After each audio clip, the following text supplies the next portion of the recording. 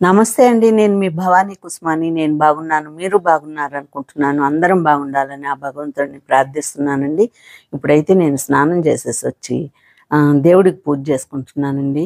ఇంకా మా కోడలైతే మార్నింగ్ ఆమెకి టిఫిను ఆ పనులండి. ఎందుకంటే నేను ఇక్కడ పూజ చేసేసుకొని, వాకింగ్ చేసొచ్చి, పూజ చేసుకొని తనొచ్చే లోపల మా అబ్బాయికి గూడాను అన్నీ బాక్స్ కట్టేయడం అట్లాంటియన్నీ చేయాలి కాబట్టి మార్నింగ్ మా కోడలు పనిలో ఉంటది. తనకి 11 దాకా ఆ పనులు చూసుకొని మా అబ్బాయి వెళ్ళిపోయిన తర్వాత 12 కండి ఆఫీస్ లాగిన్ అవ్వాలి. అందుకని ఈ లోపల తనకి కిచెన్ వదిలేసి నేను దేవుడి పనులు అవి చేసుకుంటాను. ఇక నేను ఇప్పుడు ఇవన్నీ చూపిస్తూ ఈ వీడియో చేయడానికి కారణం ఏంటంటే, మొన్న చెప్పాలనుకొని నేను టైం లేక స్ట్రెస్ గురించి చెప్పలేదు కదండి. అందుకోసంగా ఇప్పుడు ఈ వీడియో చేస్తున్నానండి. ఎందుకంటే నాకు పోయిన నెలలో చెన్నైలో అండి. చెన్నైలో ఒక ఇన్సిడెంట్ జరిగింది గదా! ఒక బాబు అమ్మ అన్నం పెడుతూ ఉంటే చంకలోంచి జారి పడిపోయాడు. ఆ తర్వాత ఆ అబ్బాయిని సేవ్ చేశారని చూసాం గదండీ. ఇప్పుడైతే ఇవన్నీ మీకు ఊరికే చూపించడానికే కాన్సెప్ట్ అయితే నేను ఆ స్ట్రెస్ గురించి చెప్పడానికండి. ఆ అమ్మాయి ఆ బిడ్డని అందరూ ఆ బెడ్‌షీట్లు అయన్నీ పట్టుకొని చేసి అట్లా ఆ బిడ్డని రక్షించారండి. ఒక గీత గూడా పడలేదు. చిన్న బిడ్డ, సంవత్సరం లోపల బిడ్డ. అది ఆ అమ్మాయి ఆ రోజు ఆ అమ్మాయి ఎంత బాధపడిపోయి ఉంటదో ఆ వీడియో చూసి నేను అనుకున్నానండి. నిజంగా ఆ బిడ్డ బతికినందుకు నేనెంత హ్యాపీ అయ్యానండి. తల్లి మనసు ఎట్లుంటదంటే అండి, బిడ్డకి గబుక్కుమని జారి అట్ట కిందకి కూలబడ్డా గూడాను, అమ్మో! బిడ్డకేమన్నా తగిలిందేమో అన్న భయం ఉంటదండి తల్లికి. తల్లిదండ్రులు ఎవరికైనా గూడా ఉంటది. తల్లికి ఎక్కువ ఉంటదండి. మరీ ఎక్కువ ఉంటది. కొంతమంది తల్లి కన్నా గూడా ఎక్కువ తండ్రులు గూడా తల్లి కన్నా గూడా ఎక్కువ ప్రాణం పెట్టేవాళ్ళుంటారండి తండ్రులు గూడాను. నేను కాదనను. కానీ ఈ సొంతంగా వీళ్ళు ఈ పశ్చాత్తాప పడే దాంట్లో ఇంకొంచెం రాళ్ళేస్తారండి బయటోళ్ళు.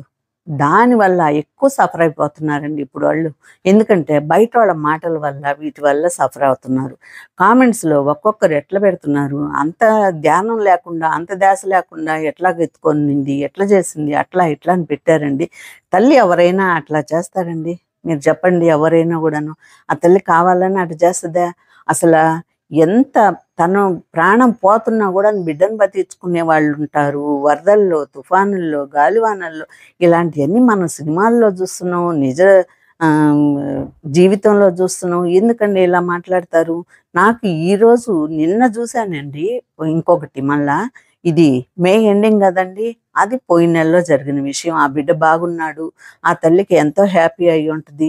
ఆ సంతోషాన్ని అలా మిగిలిచ్చకుండా ఈ జనాలు పెట్టే కామెంట్స్‌కి, వాటికి ఆ అమ్మాయికి స్ట్రెసొచ్చేసి ఆ అమ్మాయి డిప్రెషన్‌లోకెళ్ళిపోయిందండి. ఆ డిప్రెషన్‌లోకెళ్ళిపోవడం, ఇంట్లో వాళ్ళకి భయమేసేసి, ఆ బిడ్డల్ని, ఆ భార్యని తీసుకొని ఆ భర్త కోయంబత్తూర్‌లో ట్రీట్మెంట్ ఇప్పిస్తే టాబ్లెట్లయి వాడుతుందండి. కానీ ఈ ట్రోల్స్ మటుకు ఆగలేదు.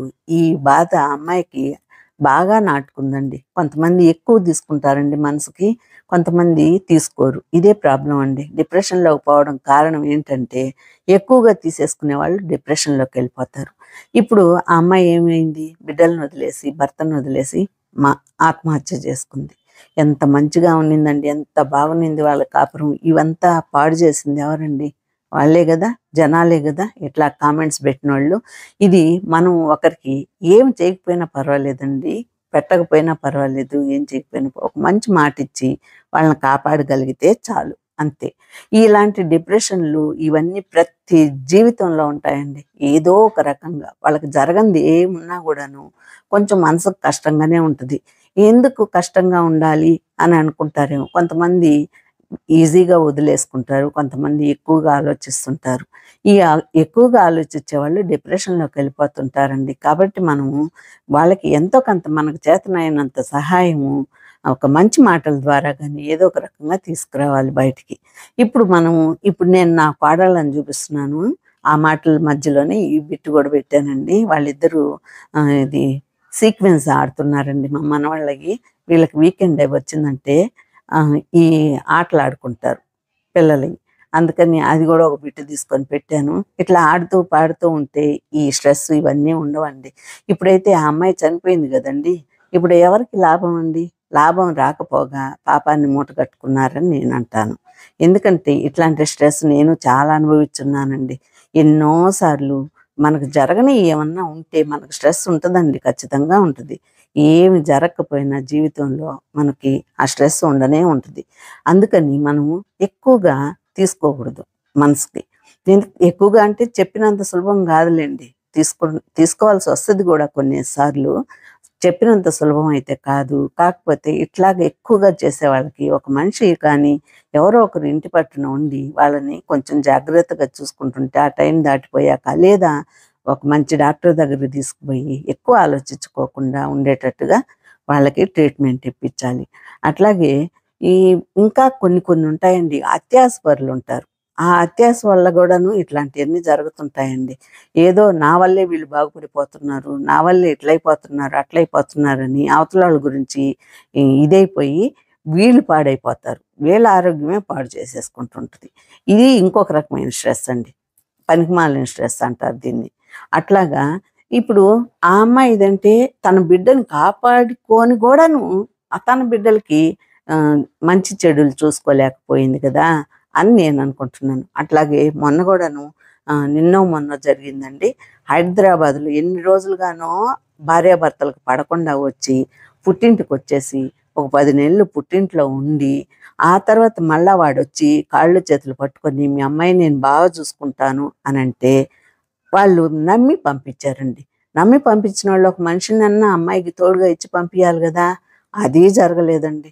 పంపించిన పాపానికి ఆ అమ్మాయిని వాడు ఎట్లా అంటే అట్లా చేసేసి, నరికేసి, ముక్కలు ముక్కలుగా చేసేసి, గ్యాస్‌తో కాల్చి ఎన్నో అండి. నేనది వివరంగా నేను చెప్పలేను. యూట్యూబ్‌లో చూసి నాకు వాళ్ళు చెప్పే అపార్ట్మెంట్‌లో వాళ్ళు చెప్పే మాటలు ఇవన్నీ విని ఎంత బాధయిందంటే, మన బిడ్డలు ఎవరైనా గాని, ఎవ్వరి బిడ్డలైనా గూడానండి, తల్లిదండ్రులు వినండి. ఎవ్వరైనా గూడాను బిడ్డలు కష్టంతో వచ్చి మన దగ్గరకొచ్చి చెప్పుకున్నప్పుడు వాళ్ళని స్వాంతనపరిచి మన ఇంట్లో పెట్టుకుని, వాడు ఎలాంటోడో ఏందో అని ఎంక్వైరీ చేసి, ఆ తర్వాత ఆ అమ్మాయికి ఇష్టమైతేనే అక్కడికి పంపించడం గానీ, లేదంటే మీ దగ్గరే పెట్టుకోవడం చేసుకోండి. ఇట్లా పంపించి బిడ్డని పోగొట్టుకునే దానికన్నా లక్షణంగా మీ దగ్గరే ఉంచుకొని వాళ్ళకొక మార్గాన్ని చూపించి మీరు బతికించుకోవచ్చని నేను అనుకుంటున్నానండి. ఇప్పుడు చూడండి ఆ అమ్మాయి జీవితం వెళ్ళింది కాపురానికని మంచిగా వెళ్ళి ఈరోజు వాళ్ళ కడుపు కోతను మిగిల్చాడు ఆ అల్లుడు. కాబట్టి ఇలాంటియన్నీ ఉంటాయండి. కొంతమంది స్వయాన చేసుకుంటారు. కొంతమంది వేరొకరి వల్ల జరుగుతుంటాయండి. కాబట్టి బిడ్డల్ని గానీ, తల్లుల్ని గానీ ఒకరికొకరు అందరూ ఆలోచనతో సరిదిద్దుకోవాలని నేను అనుకుంటున్నానండి. మళ్ళీ ఒక వీడియోతో మీ ముందుకొస్తానండి. ఈ రోజుకి ఉంటానండి.